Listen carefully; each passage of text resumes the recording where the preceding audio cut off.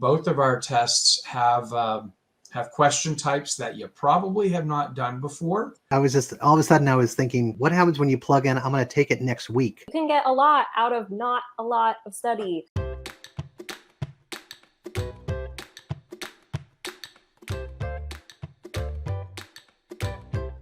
Let's talk about preparing for the new exams and maybe how that might differ from how you would have prepared previously.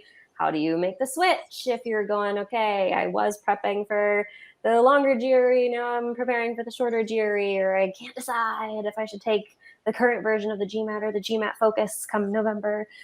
Who knows? Let's talk about it. So Eric, we'll start with, how do you recommend students prepare for the GMAT Focus, given that it's a pretty different exam? Yeah, I mean, I'll just go back. You know, if you're currently preparing for the current GMAT, you're in a sense preparing for Focus, right? Because we're taking some things out. So sentence correction is out, geometry is out, the analytical writing assessment is out.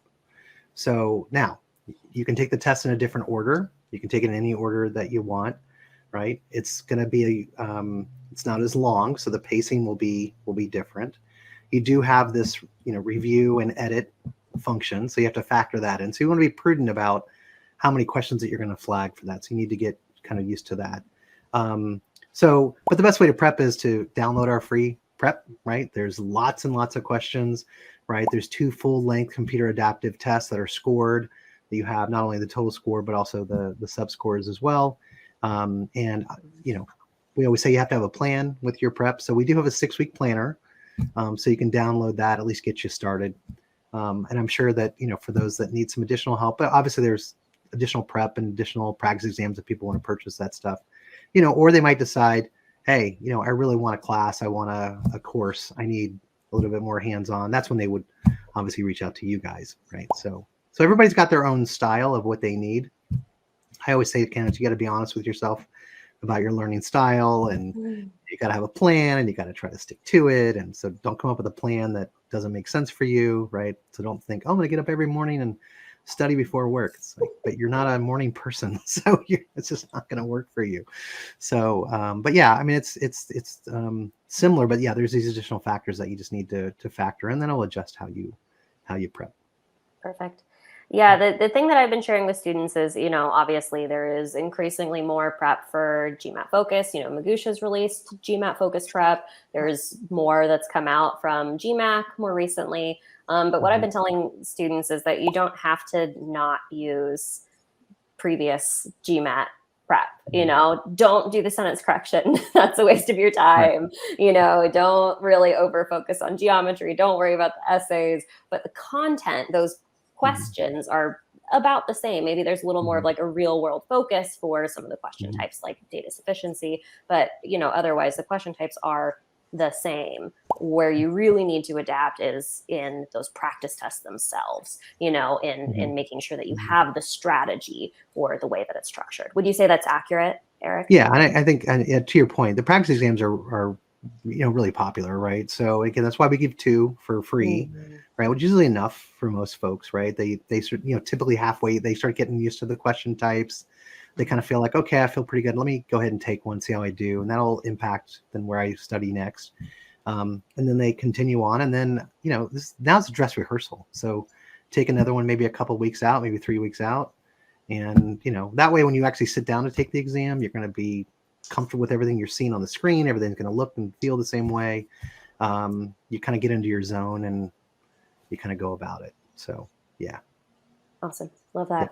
Yeah. Jay, we'll shift to you. So for those who aren't aware, the GRE has made the change. the GRE is now shorter. You cannot take the longer version anymore. It does not exist. So how would you recommend to students who have not yet taken the test, how should they be prepping? And does it differ at all from how they would previously prep? Is there anything they should look out for? Well, the first thing I'll say is do prep. As a former admissions director, at least once or twice a year, I'd have someone not get admitted and then, want to have a meeting with me, and I'd talk to them and they'd say, yeah, well, I don't think that the score represents this because I didn't have time to study. You are basically telling me I don't like to do any homework. I'm not going to work hard enough to be successful in this program. So absolutely prep whatever way is best for you, whichever test. That's absolute truth. In my opinion, always start with a practice test. Why? I go back to my background. I mentioned earlier, I started my career teaching high school. I taught AP level Spanish language and literature. So I worked with AP tests, very much working that whole year to get to that test. And you'd walk in and you could sit down, take that test, and you are going to rock several sections. And several sections you are not going to even understand what the question's asking the first time you read it. And why are you wasting time figure out what the question type, how it works on the actual test? So, both of our tests have question types that you probably have not done before. Or if you have, very limited, you've not had much exposure to, you want to make sure that you understand how those questions work before anything. Now, as far as what to do, I'm going to throw out not just what type of learner are you, but also your budget. I mean, that's a reality. When back in the day, telling the full truth here, I took the GMAT because that was the only option back in the day when I went for my MBA. And I sat down, I took the whole thing, and I realized, hey, you know what? I know that stuff, and not so much over here. Mm-hmm. I got me a book, and I was, as I said, a teacher. I didn't have a huge budget, so I had to do it on my own. There are obviously great organizations out there that will, have classrooms or online options or all sorts of things that they could do through that. But I'll throw out, we have something called the GRE Mentor. And on that, it basically, you put in the day you're going to take the test, you put in, and it knows today's date, and it will create basically a lesson plan for you of what to work on day by day and week by week. It shows you where you're doing well and where you need the work. Do not waste your time on the stuff you're doing well on just to make yourself feel better. Work on the stuff where you're not so strong. That is ultimately, whether it's you're paying an organization to help you do that, you're using a book, you're using an online program, whatever, focus on where you need to improve. Mm-hmm. Yeah. Yeah, sorry. I was just, all of a sudden I was thinking, what happens when you plug in, I'm going to take it next week? And it just comes back and it says, cram, drop everything. Don't do that. Do not do that. Yeah, give yourself time. And I get probably one of the most frequent questions I get is, how much time do I need? I'm like, well, I don't know you. You might need a day just to look at the question types. If you're that good at doing this, on average, I usually say, give yourself 6 weeks. Sign up for whatever test you're going to take. Sign up for a day. Do it now. And then you know what time you have. If you need to, you can always reschedule. But the people who are like, oh, I'm going to take it sometime in the spring. Okay. Yeah. You need a goal. This is part of business school. We like goals. We like you to create a path to get to those. Project management 101 right there. How are you going to get to reaching that goal? Mm-hmm. That's real. Yeah. Setting a test date is a really good first step for everybody.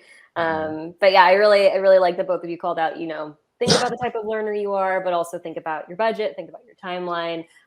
You can get a lot out of not a lot of study if you focus on, hey, make sure I'm familiar with the question types, with the format, and then with extra time, focus on your weaknesses. I think that's something that really applies to both exams. Don't waste your time on the stuff you already know. And then, speaking of budget, there are a lot of free resources. I'm so glad that you both plugged your free resources because that's so huge. If you have no budget for this or just enough budget for the test, please use those. But also, shouting out Magoosh intentionally is very much trying to provide low cost resources to students. So our plans are about as low cost as we can make them. So if you need additional support, you've run out of materials or, you need something a little more structured, please come to Magoosh. We'd love to have you. And we have prep for these new versions. All right, plug over.